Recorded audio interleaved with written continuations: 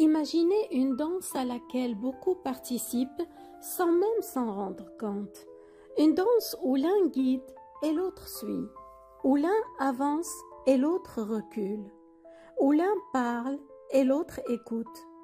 Puis les rôles s'inversent tour à tour. C'est la chorégraphie vivante d'un équilibre où le silence de l'un n'est pas un vide, mais un espace que l'autre sait habiter avec respect. Une danse où les corps s'équilibrent, se répandent. Un poids ici, un contrepoids là. Une confiance qui permet de se lâcher, sachant que l'autre sera ce point d'ancrage qui ne se dérobera pas. C'est la danse du véritable dialogue, de la réciprocité. C'est la danse où l'on est pleinement soi, précisément parce que l'autre nous reconnaît et nous accueille dans notre intégralité. C'est la danse qui ne s'apprend dans aucun livre, mais qui naît de la présence pure et du consentement mutuel à créer quelque chose ensemble. Ce bel équilibre est pourtant fragile. Il suffit qu'un seul des partenaires cesse d'écouter la musique de l'autre pour que la danse bascule en une autre partition, une autre manière d'occuper l'espace du lien. Là où la première danse respire, celle-ci étouffe. Là où la première alterne, celle-ci tourne en rond, loin de la grâce du dialogue. C'est une danse de l'ombre, où l'harmonie se fracture et les rôles se figent. Celle où l'un invente tous les pas et l'autre tente de les deviner. Celle où l'un occupe tout l'espace et l'autre se fait petit contre le mur. Celle où la musique ne joue que pour une seule oreille. On ne parle plus de guide, mais d'emprise. On ne parle plus d'écoute, mais de silence imposé. C'est une chorégraphie où le souffle de l'un étouffe délicatement le souffle de l'autre, où le mouvement de l'un entrave celui de l'autre, où le rythme de l'un efface celui de l'autre. Cette danse-là n'est pas une danse, c'est un monologue déguisé en duo. Et si vous vous reconnaissez, si vous avez déjà senti votre propre musique intérieure s'éteindre sous le bruit des pas de l'autre, alors cet instant est pour vous, pour nommer l'innommable, pour rendre à votre corps son droit à exister, pour entendre de nouveau votre propre murmure. Je suis Fatem Zahra Alami, thérapeute relationnelle, et aujourd'hui nous allons parler de ces danses asymétriques de la relation. De ces liens où le déséquilibre n'est plus un accident de parcours, mais la chorégraphie même. De ces relations où l'on se sent parfois plus fantôme que partenaire. Un tango à sens unique où le cœur peu à peu se fatigue. Si vous vous êtes déjà senti essoufflé, invisible ou comme un simple figurant dans le scénario de quelqu'un d'autre, cet épisode est pour vous. Nous allons apprendre à reconnaître les pas de cette danse, non pas pour accuser, mais pour comprendre et pour choisir en toute conscience la musique sur laquelle nous voulons vraiment avancer. Une danse à deux n'est pas seulement celle des amants, mais aussi celle des amis, des collègues et de la famille. Alors concrètement, à quoi ça ressemble? Une relation asymétrique, c'est comme un jardin où une seule personne arrose des herbes et s'émerveille des fleurs, pendant que l'autre se contente de passer et d'en cueillir de temps en temps, sans jamais vraiment voir le jardinier. Les signes sont souvent subtils au début, puis ils s'installent, devenant la norme, une routine qui use silencieusement. Le premier signe est peut-être le plus flagrant, il s'inscrit dans le geste, l'économie de l'effort. C'est le déséquilibre dans l'investissement. C'est cette sensation de porter la relation à bout de bras. Vous avez l'impression que si vous lâchiez prise, si vous arrêtiez de tendre la main, la connexion s'effilocherait, tout simplement, par manque de réciprocité. Vous êtes l'architecte et le maçon de la relation, pendant que l'autre est un simple habitant parfois critique. Demandez-vous dans chacune de vos relations qui constamment tend la main en premier, qui compose le message, propose la rencontre, se souvient du détail fragile. Si la réponse est toujours la même personne, un visage solitaire, nous tenons là un indice. La relation fonctionne alors sur un crédit à sens unique, une dette d'attention qui ne sera jamais honorée. Cette asymétrie se glisse même dans les silences entre les messages et les appels. Votre réponse immédiate rencontre toujours le délai, l'oubli ou le silence distrait de l'autre. Ensuite, il y a la dynamique de pouvoir. Dans une relation saine, le pouvoir est fluide, il circule. Parfois je décide du restaurant, parfois c'est toi. Ici, c'est figé. Une seule personne a le dernier mot sur les grandes décisions et les petites aussi.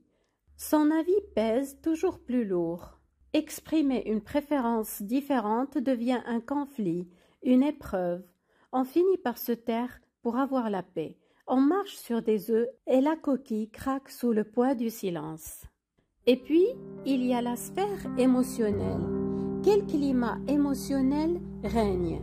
Là, le déséquilibre est peut-être le plus douloureux. Vous endossez le rôle du soutien inconditionnel, du confident, du thérapeute de fortune. Vous écoutez ses journées, ses angoisses, ses rêves. Vous consolez, vous conseillez, vous portez. Mais quand c'est à votre tour d'avoir besoin de réconfort, que se passe-t-il? L'attention se dérobe, le sujet est changé, on vous répond par un silence, une pirouette, une phrase qui minimise et renvoie à votre sensibilité excessive. On vous répond par un « ça va passer » distrait et que vous dramatisez. Vos émotions ne sont pas accueillies, elles sont classées, archivées ou ignorées. Vous vous sentez seul alors même que vous êtes en couple, en famille ou en amitié ou encore en équipe dans un contexte professionnel. C'est une solitude particulière et déchirante, celle d'être naufragé à côté de quelqu'un qui tient la barre mais refuse de voir l'eau monter. Enfin, dernier signe et pas des moindres, la communication à sens unique. Les conversations sont des monologues. On parle, vous écoutez. On raconte, vous acquiescez. On partage une nouvelle, vous la célébrez. Mais quand vous prenez la parole, le regard fuit, le téléphone est consulté, la réponse est brève et sans suite. Vos réussites sont éclipsées, vos passions sont à peine notées, vous n'êtes plus un interlocuteur, vous êtes devenu un public. Le public d'un spectacle qui orchestre votre silence comme un élément du décor où votre seule fonction est d'applaudir. Peut-être vous reconnaissez-vous. Reconnaître ces signes n'est pas une accusation, c'est un constat, un diagnostic. On ne guérit que ce que l'on nomme. Souvent, la personne qui prend plus n'est pas machiavélique. Elle peut être simplement absorbée par elle-même, immature, ou reproduire un schéma dont elle n'a même pas conscience.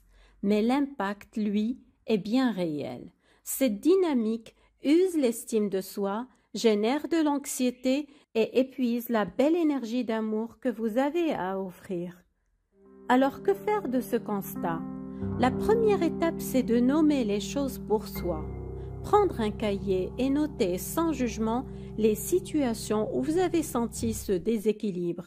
Cela permet de sortir du brouillard de l'impression pour entrer dans la clarté des faits. Ensuite, il s'agit de poser des mots sur la dynamique avec l'autre, non pas sur un mode accusateur « tu ne fais jamais attention à moi », mais sur un mode « je me suis senti triste quand j'ai partagé ma promotion et que la conversation a tout de suite changé de sujet. J'ai besoin de pouvoir célébrer mes succès avec toi. Je note que je suis souvent à l'initiative. Cela pèse. Je me sens seule avec mes préoccupations. » Parler depuis son propre vécu est la seule porte d'entrée possible pour une conversation réelle. Cette conversation est un test. La réaction de l'autre est un immense révélateur. Sera-t-on sur la défensive? Va-t-on minimiser? Ou sera-t-on surpris, concerné et prêt à rééquilibrer la relation avec vous? Et c'est là, souvent, que mon travail de thérapeute relationnel entre en jeu, parce que ces patterns sont tenaces, ils sont ancrés dans nos attachements, nos histoires, nos blessures. Retrouver un équilibre demande un espace sécurisé, neutre, où l'on peut décortiquer la danse pas à pas, sans se marcher sur les pieds, où l'on peut réapprendre à s'écouter, à s'ajuster, à trouver un rythme commun. Parfois le travail permettra de retisser un équilibre. Parfois il révélera que la relation ne peut pas et ne veut pas changer. Et dans ce cas, le travail thérapeutique consistera à vous aider à vous repositionner, à poser des limites fermes ou à trouver la force et la paix de vous retirer de la piste de danse. Pourquoi est-ce important? Les relations asymétriques, surtout si le déséquilibre est chronique et marqué, peuvent être nocives pour l'estime de soi et pour le bien-être mental. Une relation saine est basée sur la réciprocité, le respect mutuel et un équilibre où les deux parties se sentent vues, entendues et valorisées. Bien sûr, aucun équilibre n'est parfait à 100% tout le temps, mais il devrait y avoir une tendance générale à l'équité. Si vous reconnaissez plusieurs de ces signes, il peut être utile de fixer des limites, d'avoir une conversation honnête sur vos besoins, ou dans les cas les plus graves, de reconsidérer la place de cette personne dans votre vie.